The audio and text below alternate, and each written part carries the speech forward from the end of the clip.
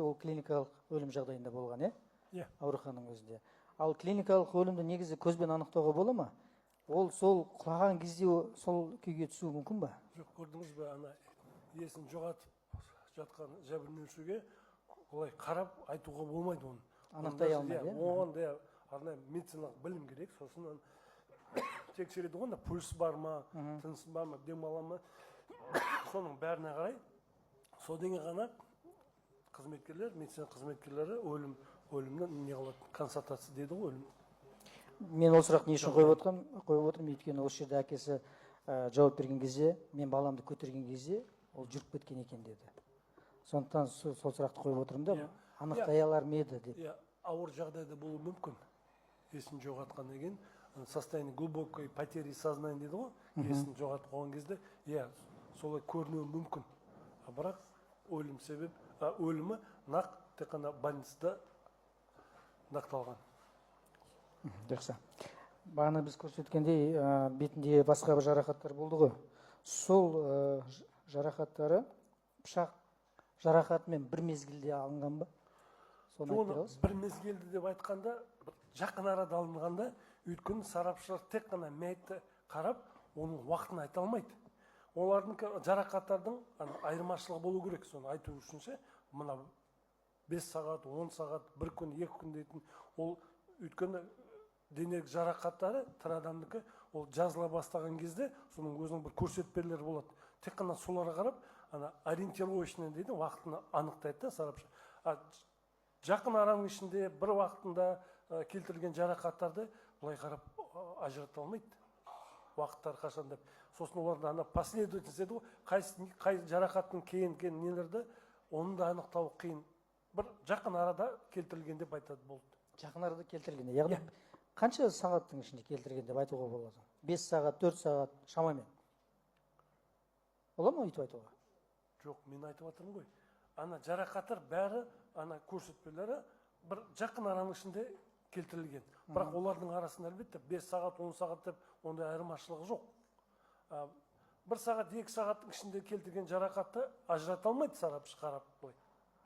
Көзбен қарап айта алмайды ғой. Қанша сағаттың арасындағы жарақаттарды ажырата алады? Нақ, тек қана 1 күн, 2 күн өткеннен кейін ажырата алады. түрі кетеді, жазыла бастағаннан кейін соларға қарап айтады, мынаған 1 сутка ашып кеткен, 2 күн болған, соған дейін оны. Жақсы, мен сұрағымды басқаша қойыншы онда. Дене бетіндегі және басындағы жарақаттар, бетіндегі жарақаттар бір тәуліктен аспаған жарақаттар болып санала ма? Әлбетте. Рахмет. Бағана бірінші сарапшы айтты да, желкесіне жарақат болды деп. Соны сипаттап бере аласыз ба? Жарақаттың сараптамада толық жазылған оның несі. Үстіндегі жарақат, только сыртқы жарақат деп, іш жағында, терісінің астында қан талаулары бар дейді. Бірақ басының ішіне, бас миіне өтпеген. Сыртқа болып қалған ғой. Қанталау ол сүйектің сыртында, терінің астында болады. Сызат бір нәрселер бар ма? Жоқ. Қанталау бар деп көрсетілген. Жақсы, әзірге жоқ сұрағым.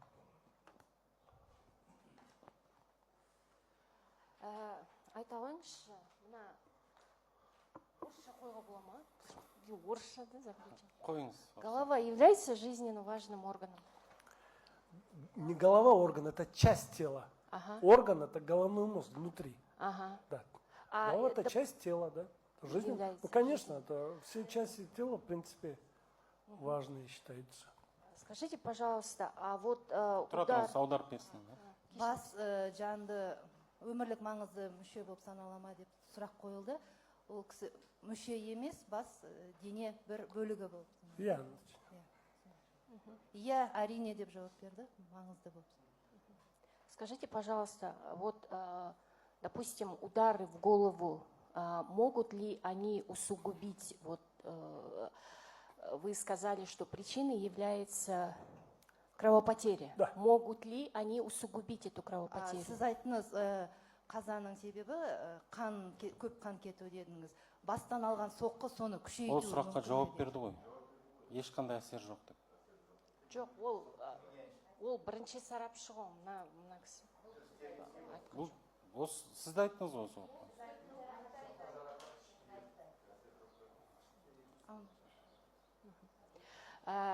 Теперь следующий вопрос. Вот ваш ответ на последний вопрос заключения.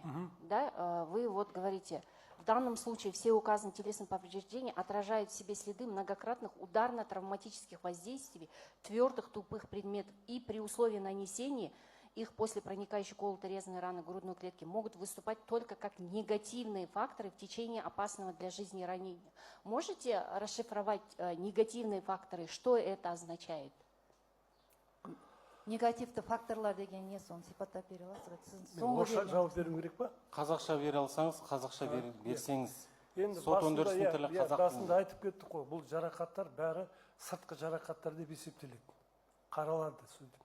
Енді бұл жерде қанның ағуы, ол ана өлім себебі қанның аққанынан болып тұр ғой, қан жоғатқаннан. Ана сыртқы жарақаттар, олар қан жоғатуға әкелмейді.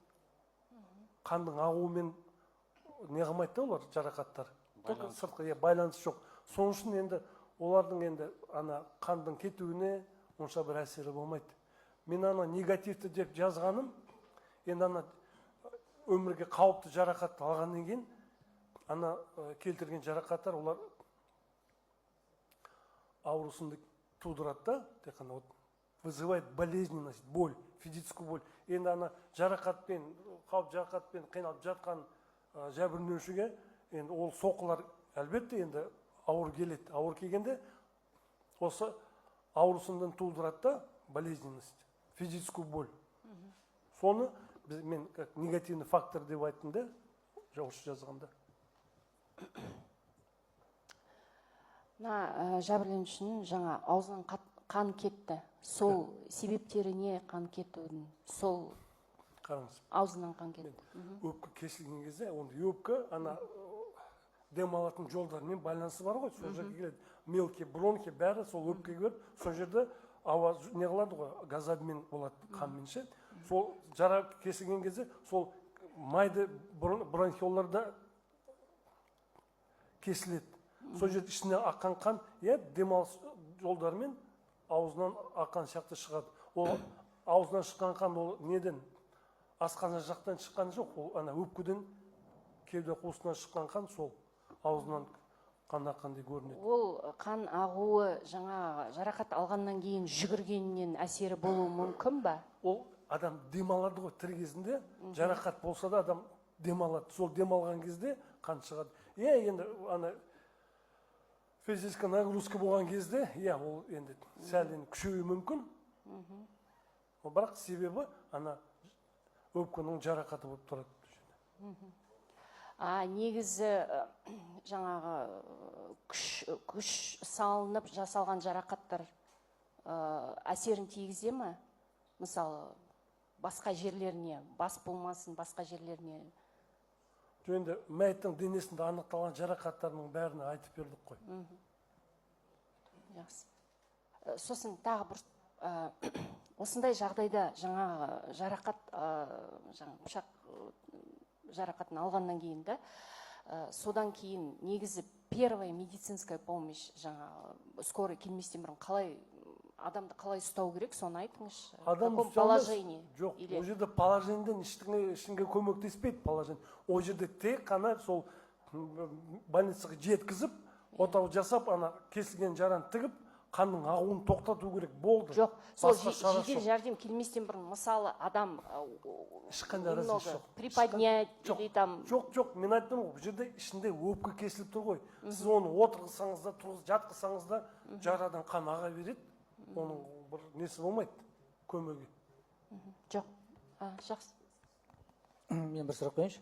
Айтыңызшы, мынау артқы жағынан, сол жағынан пышақ соғылған, е? Адам қарама қарсы бетпе-бет тұрып, мүмкін бе сол арт жағына соғуға? Енді қараңыз, бұл сұраққа енді бір сарапшының бір несі керек жоқ. Бұл жерден соған мүмкіндік болу керек, соның қолының ұзындығы жету керек. Бұл жерде бізге ана пышақтың раневой канал дейміз, жараның тереңдігі, соның бағыты бәрі көрсетілген ғой. Если сонда құшақтап алып, артынан бұлай тағатын мүмкін болса, енді біз оны жоққа шығара алмаймыз, біз оны куә ретінде айта алмаймыз ғой, болады болмайды деп. Бұл жерде мүмкіндігіне. Енді соның қолдың ұзындығы, сол пышақтың ұзындығымен сондай мүмкіндік келтіретін болса, әлбетте біз оны жоққа шығара алмаймыз. Жақсы, келесі сұрақ. Мысалға, пышақтың ұзындығы 12 сантиметр болса, пышақтың енуі 15 сантиметр деп көрсету мүмкін ба? Дененің мынау жұмсақтығына байланысты. Енді 12-15 сантиметр болады. Болады, иә? Кеудеде ана пышақтың клинок дейді ғой, пышақ. Ол кеуде енді былай относительно жұмсақ не ғой? Ол Иә. эластичный күшпен пышақ кірілген кезде ол өзінің ұзындығынан ана жараңның теріндігі ұзын болып кетуі мүмкін. Мүмкін, да? Иә. Рахмет. Басқа сұрағым жоқ менің. Қорғау тарапы сұрақтарыңыз бар ма? Бар сұрақ, құрметті сот. Қойыңыз. Айтыңызшы. Жәбірленушінің оң қолының төртінші саусағында